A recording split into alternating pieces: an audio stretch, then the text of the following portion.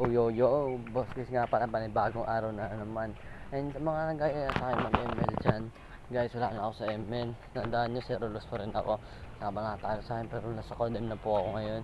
Lumipat po ako doon kasi nga masyadong dark system din sa ML. Tsaka di ko alam kung babalik pa ba ako hindi na kasi parang segundo na sa Codem guys. And ayun, mga nagaya na sa akin pinapaalala po lang na po sa ML na sa Codem na po ako lumipat. Para aware lang po kayo na sa Codem talaga ako ngayon. Kaya ito panibagong araw na naman, pupunta naman ako Alirigan. And time check is 12:14 na ng hapon. And papunta na po ako Alirigan kasi nga po ako kaya hindi siya lumaybot at gumala-gala. Ayun, madami din ako gumagala-gala guys kasi nabisi nga po mag-download sa mga games na nilalaro. Ay panoorin yung mga highlights ko. Yun, nakalirigan na ako. Ayan, hindi ko alam kung nagmama niya. Kumakain pala sila. Yun ito buhay ko, tama chill lang dito guys.